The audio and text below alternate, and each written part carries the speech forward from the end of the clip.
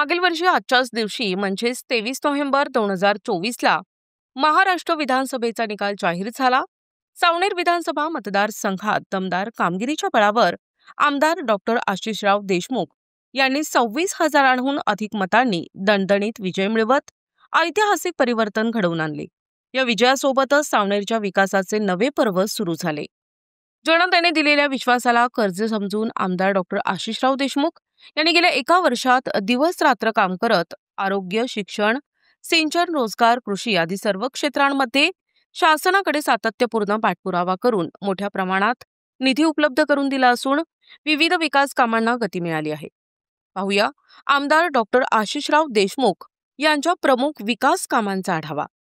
प्रत्येक गावात प्रत्यक्ष भेट देत जनसंवाद आणि शासकीय दौरे घेऊन नागरिकांच्या समस्या ऐकल्या आणि जनता दरबारच्या माध्यमातून अनेक प्रश्न तत्काळ निकाली काढले.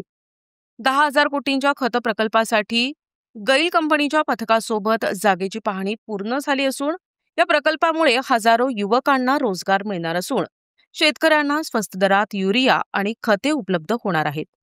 कळमेश्वर तालुक्यातील लिंगा येथे 70,000 कोटींचा गॅस क्वालिफिकेशन प्रकल्प प्रस्तावित असून यामुळे सुमारे 30,000 युवकांना रोजगार संधी निर्माण होणार आहेत.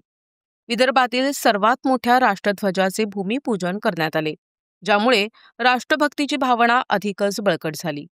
संपूर्ण मतदारसंघात कॅन्सरमुक्त अभियान राबवून अनेकांना जीवनदान मिळवून दिले. पाटण सांगवी येथील अवैध टोलनाका कायमस्वरूपी बंद. कळमेश्वर रेल्वे गेटवरील उड्डाणपुलासाठी 55 कोटी रुपयांच्या विकास कामांचे भूमिपूजन.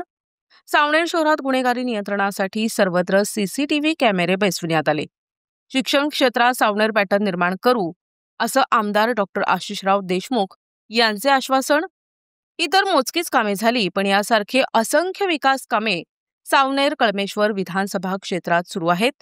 25 वर्षाचा खंडलेला विकास 1 वर्षातच होताना दिसत आहे. म्हणजेच आमदार डॉक्टर आशिषराव देशमुखांच्या विकासाच्या दूरदृष्टीने सावनेर नवनिर्माण होत आहे. प्रतिनिधी मंगेश उराडे, NTV न्यूज मराठी, नागपूर.